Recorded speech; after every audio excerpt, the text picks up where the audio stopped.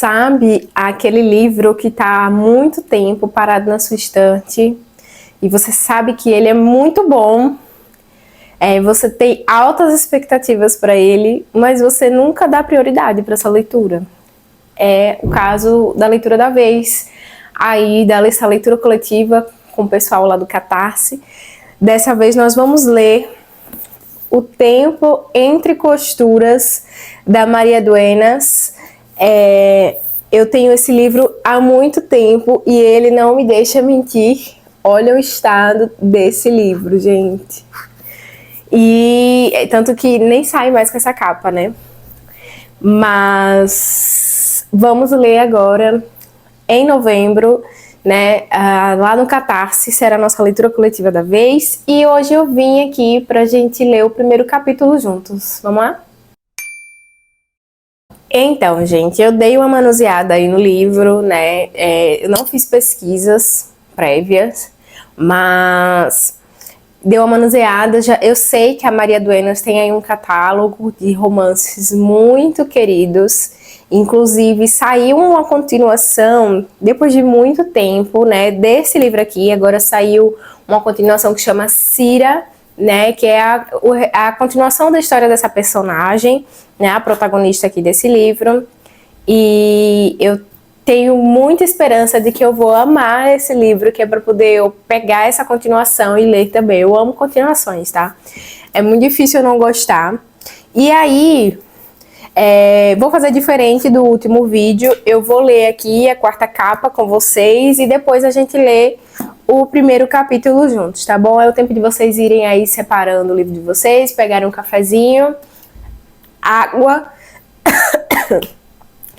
e vamos lá, né? Eu já dei uma olhada, vi que o primeiro capítulo é bem curtinho, então dá pra gente acompanhar de boa. Vamos lá, a quarta capa. A escritora Maria Duenas é um verdadeiro fenômeno. Quando lançou este maravilhoso O Tempo Entre Costuras em 2009, não esperava a repercussão que alcançou. Hoje, disputada pelas maiores editoras do mundo, Maria Duenas é comparada a Carlos Ruiz Zafón, por sua prosa hipnotizadora e a forma cheia de imaginação e delicadeza com que combina fatos e personagens reais com ficcionais. A verdade é que depois que se conhece Cira Quiroga, a encantadora costureira que protagoniza esta aventura, é impossível esquecê-la. O cuidado de Maria Duenas com as palavras faz o leitor ouvir a respiração daquela frágil e pobre trabalhadora que um dia se apaixona loucamente e parte de Madrid para o romântico Marrocos, meses antes da Guerra Civil Espanhola, de 1936 a 1939, né? Para ter sua inocência triturada pelos caminhos da vida, até que se transforma uma vez mais para mergulhar durante a Segunda Guerra Mundial em um novo mundo, agora repleto de espiões, impostores e fugitivos. Seria injusto classificar O Tempo Entre Costuras, mas correto seria dizer que se trata desses romances deliciosos nos quais cada página nos provoca sensações diferentes. Sem sombra de dúvidas, Maria Duenas é dessas autoras que sabem falar e tocar os leitores. Entregue-se a essa história, você não vai se arrepender. Aí tem aqui os blurbzinhos, né? Ele diz: viciante, apaixonado, envolvente pelo El Mundo, deslumbrante, o Expansión. 30 minutos é o tempo que levará você para se apaixonar por O Tempo Entre Costuras, Mujer Hoy. Estou com as expectativas lá no alto. Aí aqui na capa vai dizer assim: o tempo entre costuras, uma traição e duas guerras devastaram seu passado. Uma falsa identidade a levou ao futuro. Vamos lá, primeiro capítulo, hein? Deixa eu abrir aqui. A gente vê aqui no sumário que ele é dividido em 4 partes, né? Aí tem epílogo, nota da autora, eu já gosto.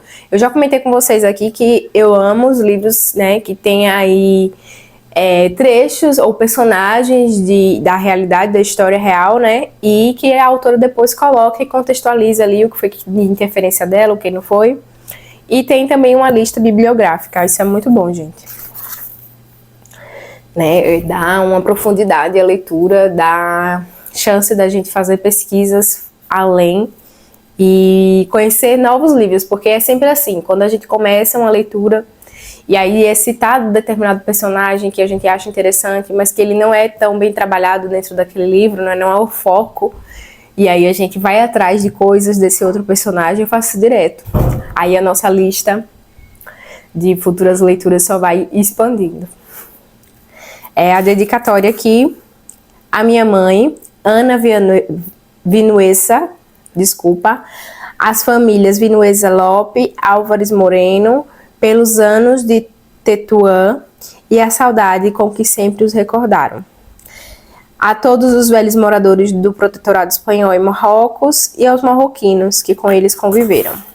Primeira parte, capítulo 1. Uma máquina de escrever detonou meu destino. Foi em uma Hispano Olivetti e dela me separou durante semanas o vidro de uma vitrina. Visto hoje do parapeito dos anos passados, é difícil acreditar que um simples objeto mecânico pudesse ter potencial suficiente para alterar o rumo de uma vida e dinamitar em 4 dias todos os planos traçados para sustentá-la, pois assim foi, e nada pude fazer para impedir. Não eram, na realidade, grandes projetos os que eu acalentava na época. Tratava-se apenas de aspirações próximas, quase domésticas, coerente com as coordenadas do local e do tempo em que me coube viver. Planos de futuro acessíveis, bastando esticar um pouco as pontas dos dedos.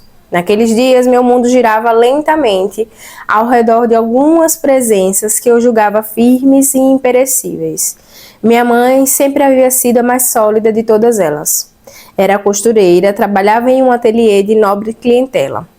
Tinha experiência e bom gosto, mas nunca foi mais que uma simples costureira assalariada.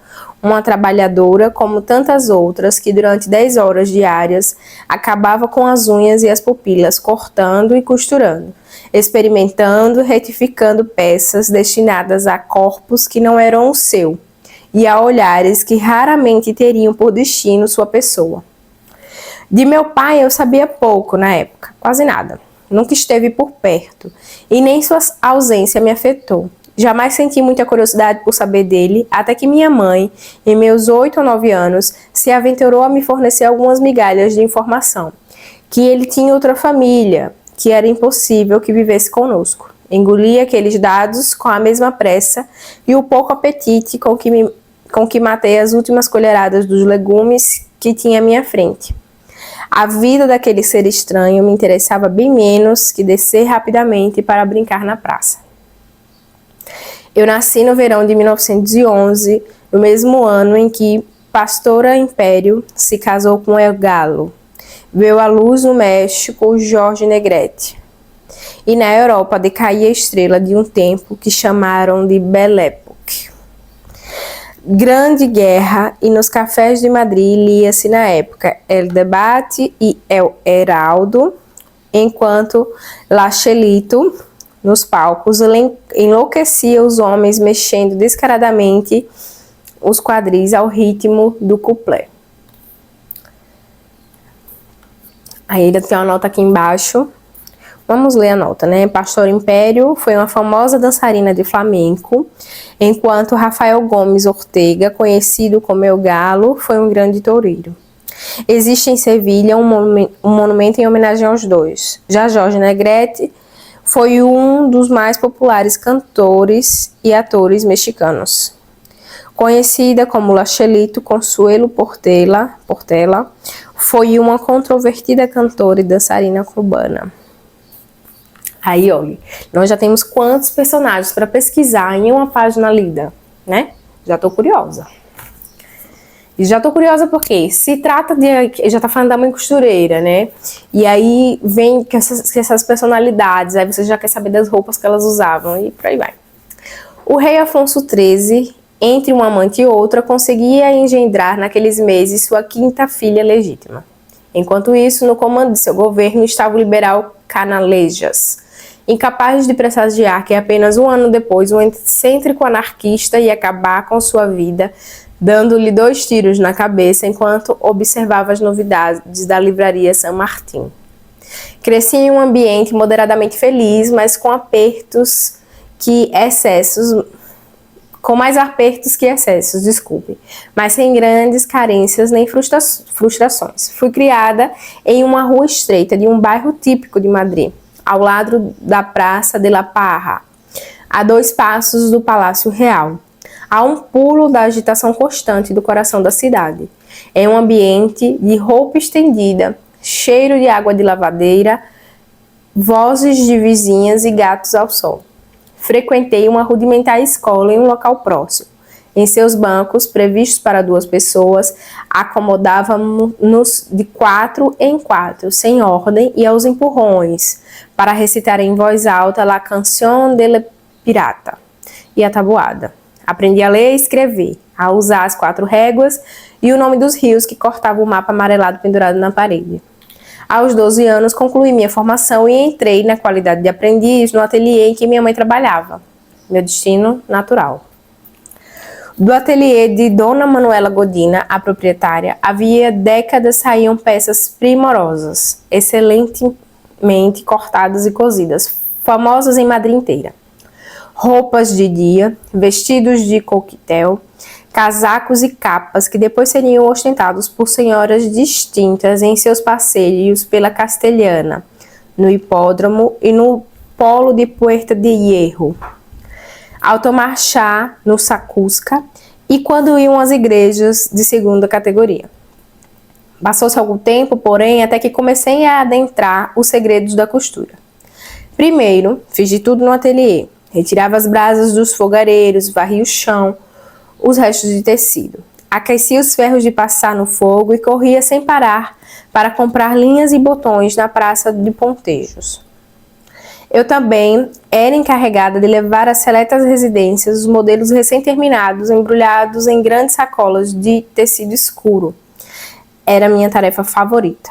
O melhor entretenimento daquela carreira incipiente. Conhecia, assim, os porteiros e motoristas das melhores casas, as donzelas, criadas e mordomos das famílias mais endinheiradas.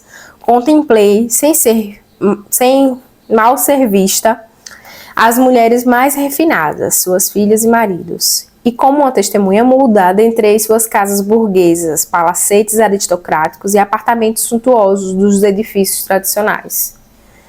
Em algumas ocasiões não chegava a ultrapassar as áreas de serviço, e alguém do corpo de empregados cuidava de receber a roupa que eu portava. Em outras, porém, incitavam-me a entrar até os quartos, e para isso eu percorria os corredores e vislumbrava os salões, e comia com os olhos os tapetes, os lustres, as cortinas de veludo e os pianos de cauda que às vezes alguém tocava, e às vezes não, pensando em como seria estranha a vida em um universo como aquele.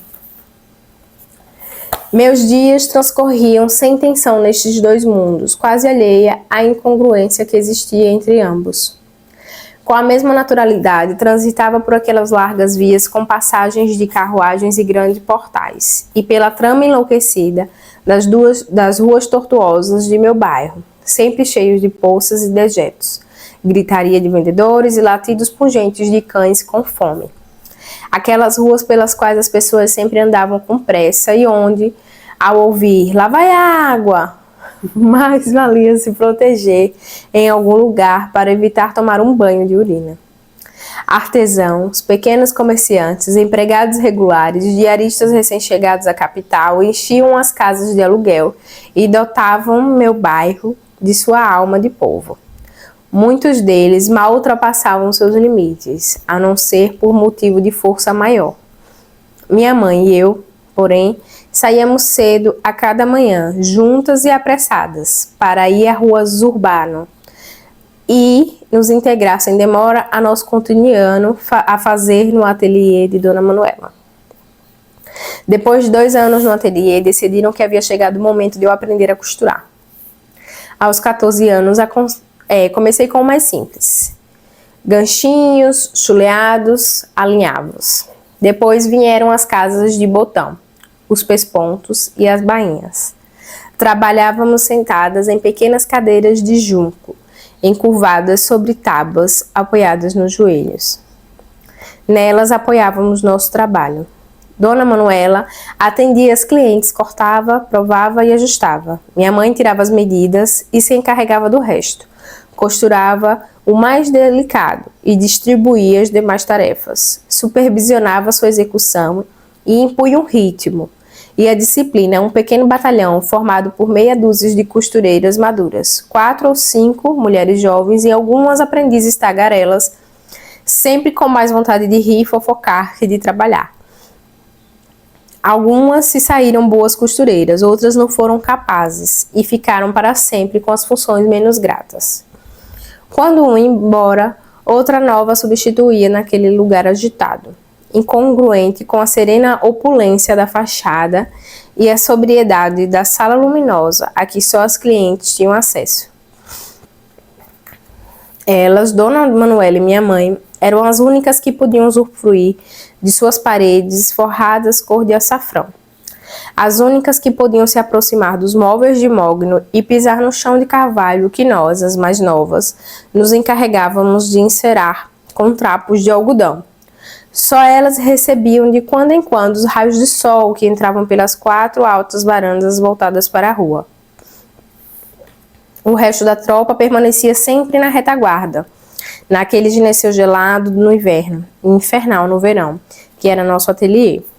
Esse espaço de fundos e cinza que tinha apenas 2 janelinhas que davam para um escuro pátio interno, e onde as horas passavam como sopros de ar em meio ao cantarolar de canções e o barulho de tesouras. Aprendi rápido. Eu tinha dedos ágeis que logo se adaptaram ao contorno das agulhas e ao contato dos tecidos, às medidas, às peças e aos volumes.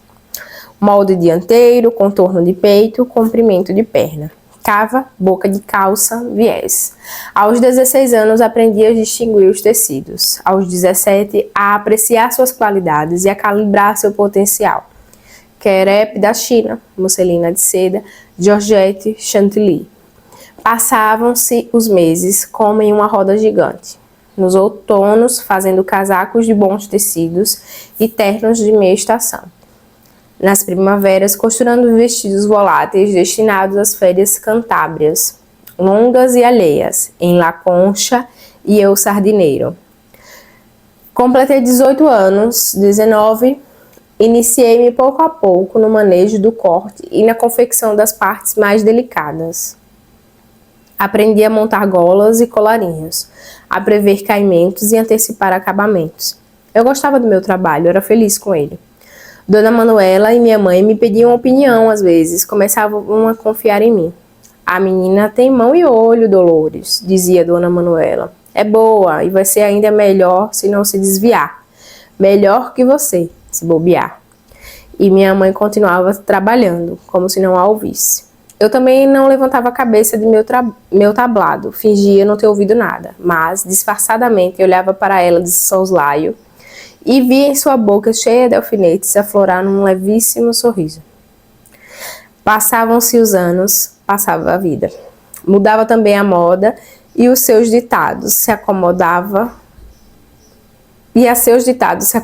o trabalho do ateliê. Depois da Guerra Europeia, chegaram as linhas retas. Abandonaram-se os corpetes e as pernas começaram a se mostrar sem sombra de rubor. Mas, quando os felizes anos 20 chegaram ao fim, as cinturas dos vestidos voltaram ao seu lugar natural. As saias se alongaram e o recato tornou a se impor em mangas, decotes e vontades. Pulamos, então, para uma nova década e chegaram mais mudanças. Todas juntas, imprevistas, quase aos montes. Completei 20 anos, veio a República e conheci Inácio. Foi um domingo de setembro, em La Bombilla, em um baile tumultuado, abarrotado de garotos de ateliês, maus estudantes e soldados de licença. Ele me tirou para dançar, me fez rir. 2 semanas depois, começamos a fazer planos para casar. Quem era Inácio? E o que representou para mim? O homem da minha vida, pensava então. O garoto tranquilo que intuí destinado a ser um bom pai dos meus filhos. Já havia chegado à idade em que, para as garotas como eu, sem ofício nem benefício, não restavam muitas opções além do casamento. O exemplo da minha mãe, criando-me sozinha e trabalhando para isso. de sol a sol, jamais me havia parecido um destino apetecível. E em Ignácio encontrei um candidato idôneo para não seguir os passos dela. Alguém com quem eu passar o resto da minha vida adulta, sem ter de acordar a cada manhã com a boca cheia de sabor de solidão. Não me liguei a ele por uma paixão arrasadora, mas sim por um afeto intenso e pela certeza de que meus dias a seu lado transcorreriam sem pesares nem estardalhaços, com a doce suavidade de um travesseiro. Ignácio Montes, eu acreditei, seria o dono do braço ao qual me agarraria em 1000 passeios, a presença próxima que me proporcionaria segurança e abrigo para sempre. 2 anos mais velho que eu, magro, afável, tão fácil quanto doce. Tinha boa estatura e poucas carnes, maneiras educadas e um coração no qual a capacidade para me amar parecia se multiplicar com as horas. Filho de uma viúva castelhana com o dinheiro bem contado debaixo do colchão. Residente com intermitências em pensões de pouca monta. Aspirante iludido a profissional da burocracia e eterno candidato a todo ministério capaz de lhe prometer um salário vitalício. Guerra, governo, fazenda. O sonho de 3.000 pesetas ao ano, 241 ao mês. Um salário fixo para todo sempre, em troca de dedicar o resto dos seus dias ao mundo manso dos departamentos e antessalas, dos mata-borrões, do papel carbono, dos carimbos e dos tinteiros. Em cima disso, planejamos nosso futuro, na esteira da quietude de um funcionalismo que, chamada após chamada, se negava obstinadamente a incorporar meu Ignácio em sua folha de pagamento. E ele insistia sem desalento. E em fevereiro, tentava na pasta de justiça e em junho na da agricultura e começava tudo de novo. Enquanto isso, incapaz de se permitir distrações caras, mas disposto até a morte a me fazer feliz, Ignácio me agradava com as humildes possibilidades que seu paupérrimo bolso lhe permitia. Uma caixa de papelão cheia de bichos de seda e folhas de amoreira, pacotinhos de castanhas assadas e promessas de amor eterno sobre a relva embaixo do viaduto. Juntos ouvíamos a banda de música do Parque do Oeste e remávamos nas canoas de retiro nas manhãs de domingo em que havia sol. Não havia festa com balanço e realejo a que não fôssemos, nem shots que não dançássemos, com precisão de relógio. Quantas tardes passamos em Las Vistilhas, quantos filmes vimos em cinemas de bairro. Uma horchata valenciana era para nós um luxo. Aí aqui diz que é um suco de frutas batidas. E um táxi, uma quimera. Né? Uma horchata valenciana era para nós um luxo e um táxi, uma quimera. A ternura de Ignácio não era exagerada, porém não tinha fim. Eu era seu céu e as estrelas, a mais bonita, a melhor. Meu cabelo, meu rosto, meus olhos, minhas mãos, minha boca, minha voz. Eu inteira configurava para ele o insuperável, a fonte de sua alegria. E eu o ouvia, chamava-o de bobo e me deixava amar. A vida no ateliê naqueles tempos marcava, não obstante, um ritmo diferente, tornava-se difícil, incerta. A Segunda República havia infundido o sopro de agitação na confortável prosperidade do ambiente de nossos clientes. Madrid andava convulsionada e frenética. A tensão política impregnava todas as esquinas. As boas famílias prolongavam até o infinito seus veraneios no norte, desejosas de permanecer à margem da capital inquieta e rebelde, em cujas praças anunciavam um mundo obreiro, enquanto os proletários descamisados da periferia adentravam sem reservas a Porta do Sol. Os grandes carros particulares começavam a rarear pelas ruas, as festas opulentas também. As velhas damas enlutadas rezavam novenas para Azanha. Manuel Azanha Dias foi o último presidente da Segunda República Espanhola e também escritor agraciado com o Prêmio Nobel de Literatura em 26. As velhas damas enlutadas rezavam novenas para que Azanha caísse logo.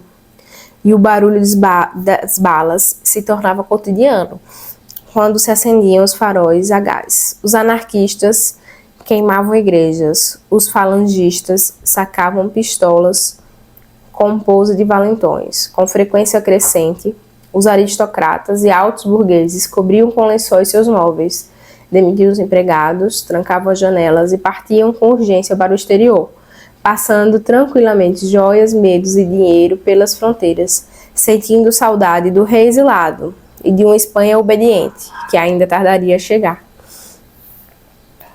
Ela descreve bem, né, o clima de tensão e vai ser interessante perceber isso, né, de dentro do ateliê. Aqui, aí ela começa. E no ateliê de Dona Manuela entravam cada vez menos mulheres, saíam menos pedidos e havia menos a fazer. É uma engrenagem, né? Então tá. Em um penoso conta-gotas foram sendo dispensadas primeiro as aprendizes, depois as demais costureiras, até que no fim só restamos a dona, minha mãe e eu. E quando terminamos o último vestido da Marquesa de Entrelagos e passamos 6 dias seguintes ouvindo rádio de braços cruzados, sem que sequer uma alma batesse à porta, Dona Manuela anunciou entre os suspiros que não tinha mais remédio senão fechar o ateliê. Em meio à convulsão daqueles tempos, quando as disputas políticas faziam tremer as poltronas dos teatros e os governos duravam 3 Pais Nossos, mal tivemos a oportunidade de chorar o que perdemos. 3 semanas depois do advento da nossa inatividade compulsória, Ignácio apareceu com um buquê de violetas e a notícia de que finalmente havia sido admitido. O projeto de nosso pequeno casamento desterrou a incerteza e sobre a mesa dobrável planejamos o evento. Embora entre os ares novos trazidos pela República estivesse a moda dos casamentos civis, minha mãe, cuja alma convivia no seu menor desconforto, sua condição de mãe solteira, um férreo espírito católico, uma nostalgia e uma nostálgica... Eita, que bagunça que eu fiz aqui. Peraí. Um férreo espírito católico e uma nostálgica lealdade à monarquia deposta incitou-nos a celebrar um casamento religioso na vizinha igreja de Santo André. Inácio e eu aceitamos. Como poderíamos nos assentar sem transformar aquela hierarquia de vontades na qual ele realizava todos os meus desejos e eu acatava os de minha mãe sem discussão? Além de tudo, eu não tinha razão de peso alguma para me negar. A expectativa que sentia pela celebração daquele casamento era modesta, e tanto fazia para mim um altar com padre e batina ou uma sala presidida por uma bandeira de 3 cores. Decidimos assim marcar a data com o mesmo padre que, 24 anos antes, em 8 de junho, por determinação do santoral, havia me imposto o nome de Cira. Sabiana, Victorina, Gaudência, Heráclia e Fortunata foram outras opções em consonância com os santos do dia. Cira, padre, ponha Cira mesmo, que pelo menos é curto. Essa foi a decisão de minha mãe em sua solitária maternidade. E Cira fiquei. Adorei, pelo menos Cira é curto. Celebraríamos o casamento com a família e alguns amigos, com meu avô sem pernas nem luzes, mutilado de corpo e alma na Guerra das Filipinas, permanente presença muda em sua cadeira de balanço ao lado da mesa da nossa sala de jantar. Com a mãe e as irmãs de Ignácio, que viriam do povoado, com nossos vizinhos em Grância e Norberto, e seus 3 filhos, socialistas e afetuosos, tão próximos a nós, na porta da frente, como se o mesmo sangue nos corresse pelas veias. Com Dona Manuela, que novamente pegaria linhas e agulhas para me presentear sua última obra em forma de vestido de noiva. Receberíamos nossos convidados com tortas de merengue, vinho de Málaga e vermute. Talvez pudéssemos contratar um músico do bairro para que tocasse um passo doble. E algum retratista de rua tiraria uma foto e enfeitaria nosso lar. Esse que ainda não tínhamos e que por ora seria a casa da minha mãe. Foi quando, em meio àquela confusão de planos e decisões, Inácio teve a ideia de eu prestar exames para me formar funcionária pública como ele. Seu recém-adquirido posto em uma repartição administrativa havia aberto seus olhos para um novo mundo, a administração na República, um ambiente no qual se perfilavam para as mulheres alguns destinos profissionais, além do fogão, da lavanderia e das tarefas do lar, no qual o gênero feminino podia abrir caminho ombro a ombro com os homens em igualdade de condições e com a expectativa voltada para os mesmos objetivos. As primeiras mulheres já se sentavam como deputadas no Congresso. Foi declarada a igualdade de sexos para a vida pública. Reconhecida nossa capacidade jurídica, o direito ao trabalho e o sufrágio universal. Mesmo assim, eu teria preferido 1000 vezes voltar para a costura, mas Inácio não levou mais de 3 dias para me convencer. O velho mundo dos tecidos e dos pespontos havia ruído, e um novo mundo abria suas portas diante de nós. Seria preciso adaptar-se a ele. O próprio Inácio poderia se encarregar de minha preparação. Ele tinha todos os conteúdos e experiência de sobra na arte de prestar concursos e ser reprovado um monte de vezes, sem jamais sucumbir à desesperança. Eu, de minha parte, contribuiria para o projeto com a clara consciência de que teria de pôr as mãos na massa para sustentar o pequeno pelotão que, a partir do nosso casamento, formaríamos nós dois, minha mãe, meu avô e a prole que viesse. Concordei, então. Uma vez decidido, só nos faltava um elemento, uma máquina de escrever. Aí ela volta lá pro que ela começa, né? Me perdi. Só nos faltava uma máquina de escrever na qual eu pudesse aprender a datilografar e me preparar para a inexcusável prova de datilografia. Ignácio passara anos treinando com máquinas alheias, transitando uma via crucis de tristes escolas com cheiro de gordura, tinta e suor concentrado. Não quis que eu fosse obrigada a repetir aqueles sacrifícios, por isso seu empenho para que tivéssemos nosso próprio equipamento.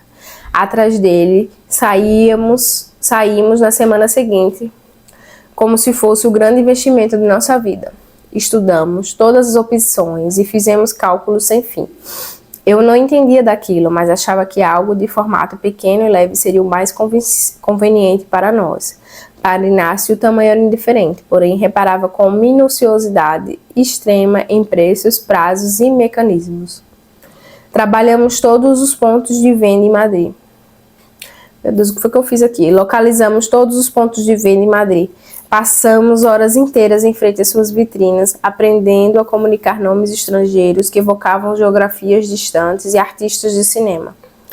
Hamilton, Royal, Underwood. Poderíamos ter nos decidido por uma marca ou outra, tanto fazia acabar comprando em uma casa americana ou em outra alemã. Mas a escolhida foi, finalmente, a italiana Hispano Olivetti, da rua Pi e Margal. Como poderíamos saber que com aquele ato tão simples, com o simples fato de avançar 2 ou 3 passos e ultrapassar uma porta, estávamos assinando a sentença de morte de nosso futuro em comum e entortando as linhas do porvir de forma irremediável. E aqui chegamos à página 17 e vamos começar o capítulo 2. Mas aí, nós aqui hoje encerramos o capítulo 1, né? Poucas páginas, 7 páginas, mas tem bastante texto, né? As páginas são bem apertadinhas, tem bastante texto. E aí, quero que vocês me digam aqui nos comentários o que foi que vocês acharam dessa abertura, né?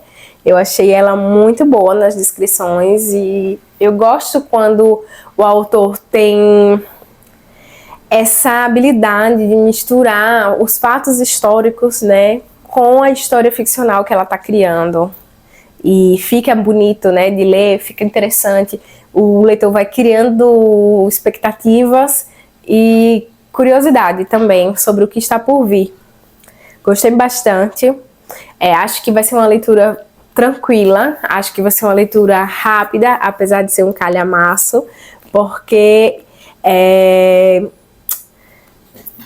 eu já gostei, já tenho várias coisas para pesquisar, talvez não seja tão rápido, porque a gente vai querer parar o tempo todo para pesquisar aqui, né, o que se trata aquilo, quem era essa pessoa, quem é aquela outra pessoa. Tô cheia de coisas aqui para anotar agora, para pesquisar. E é isso, gente. Obrigada para quem assistiu. Espero que tenha sido legal para vocês também. Eu tenho gostado de ler os primeiros capítulos com vocês. E deixa seu curtir, compartilha esse vídeo, chama mais gente para ler O Tempo Entre Costuras com a gente, né? E assim que a gente terminar a leitura, aí no mês de dezembro, sai o vídeo, né, com as minhas opiniões sobre esse livro aqui. Um cheiro e até a próxima!